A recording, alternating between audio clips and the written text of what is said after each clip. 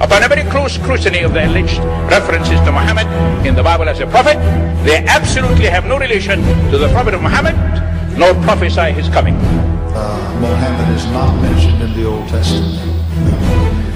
Mohammed is not mentioned anywhere from Genesis to Revelation. Mohammed is God's true messenger. That's a joke.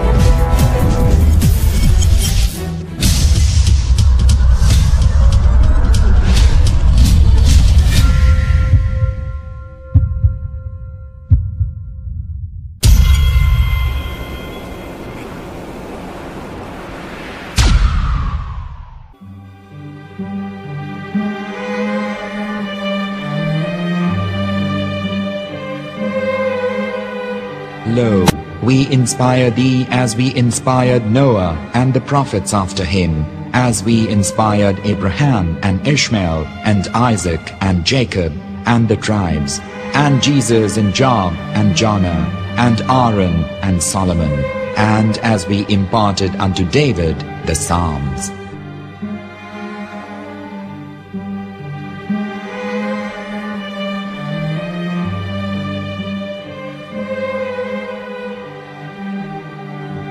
The verse we've just heard is from chapter 4 of the Quran.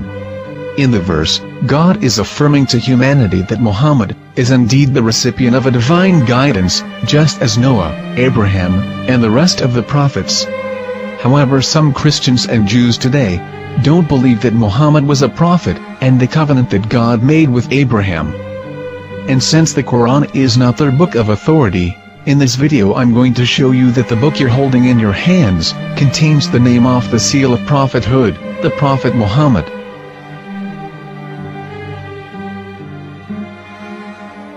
As known, the Old Testament was preserved in the Hebrew language. In the 5th chapter of the Shir HaShirim, which is one of the 5 Megillat or sacred scrolls that are part of the Hebrew Bible, or for short the Song of Solomon, as Christians know it today. That chapter is discussing someone. Jews will say it is discussing Solomon, while Christians will say it is discussing Jesus. Considering this is the Songs of Solomon, it would seem logical that it is discussing Solomon. The verses, describing this mystery man, have the narrator's speech conjugated in the feminine, meaning it is a woman who is describing this man. So it is possible that it is one of Solomon's wives discussing her husband Solomon. However, Christians assert that Jesus is being discussed, and that the chapter is describing a man who was not yet alive at that point. A prophecy.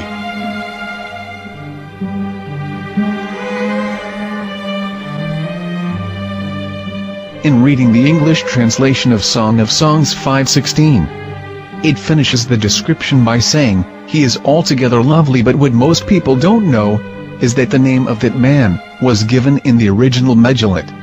Here is verse 16, and how it is written in ancient Hebrew, before introducing the vowels, in the 8th century.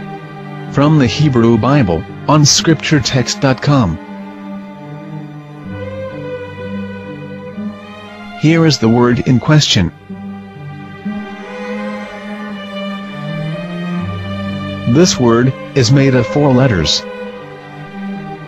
Mem, Het, Mem, Dalet. Now when reading the word as it is written in its original form, with no vowels, it can be read as Muhammad, which is the name of the Muslim prophet, or as Mamad with no A after the H. According to Ben Yehuda's Hebrew English Dictionary, it is correctly pronounced as Muhammad, not Mamad. So how we're going to know for sure if it's pronounced as Muhammad, the Muslim prophet, or as Mamad, a random Hebrew word? The only way is to give the verse to a rabbi, and say to him, "Please read." Here is the Song of Songs 5:16, and how it is read by a rabbi from a Hebrew Jewish site. Please notice, the im in Hebrew is a plural of respect. Hiko mamtakim vechullo mahamadim, ze dodi ve zer'i benot Yerushalayim. חיכו ממתקים וכולו מחמד, מחמד, מחמד, מחמד, מחמד, מחמדים. זה דודי וזה רעי בנות ירושלים.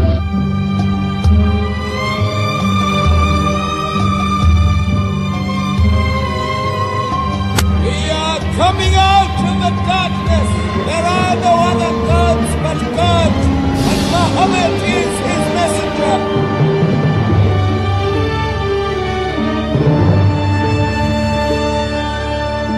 Let the world hear. חיכו ממתקים וכולו מחמדים. זה דודי וזה רעי בנות ירושלים. חיכו ממתקים וכולו מחמד, מחמד, מחמד, מחמד, מחמד, מחמדים. זה דודי וזה רעי בנות ירושלים.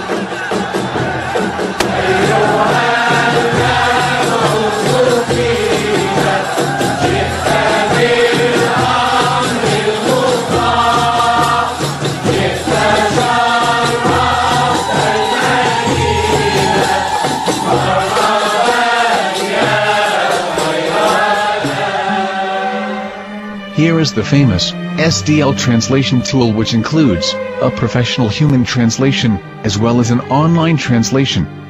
We're going to copy our Hebrew word of the Song of Songs, directly from the Jewish site. It's the same site, where you can hear the rabbi reading the verse in Hebrew. All links are in the description, so, we're going to copy the word and paste it, and ask, please translate.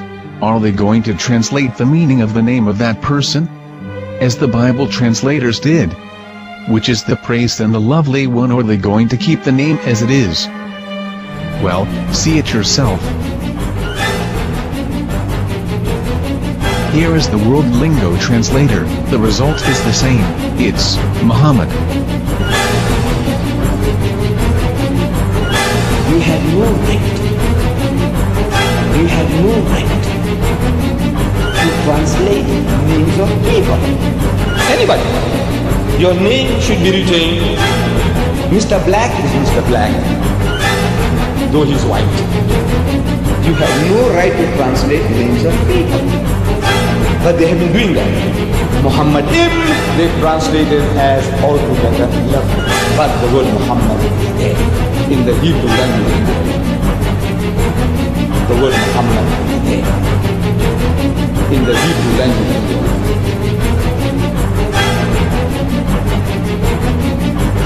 I will tell you a story from my own personal experience. Years ago, I used to spend every Sunday afternoon in a place called Speaker's Corner. And in my years down there, I got to know a Jewish rabbi. He was a very nice man, he used to listen to me, and he was always very polite and talked about Islam in a very nice way. And one day during one of our conversations, after some years, I thought that it was about time I should invite him to Islam.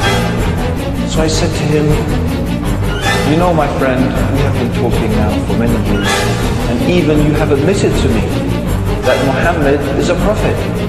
So why then do you not embrace Islam? He said to me, we Jews, we never change our religion. I said, but half of the rabbis of Medina became Muslim. He said, that is true, but still, we Jews never change our religion. I thought, what can I say to him? He looked at me and said, listen to me, my friend. God sent to us a prophet Moses, and we didn't even listen to him. Do you think we're going to listen to another prophet after him? From another tribe? From another people? When he said that, I had nothing left to say. He knew that Muhammad was a prophet. In fact, another rabbi also came up to me and he said to me, we know Muhammad is a prophet, and he quoted to me a passage from the Bible.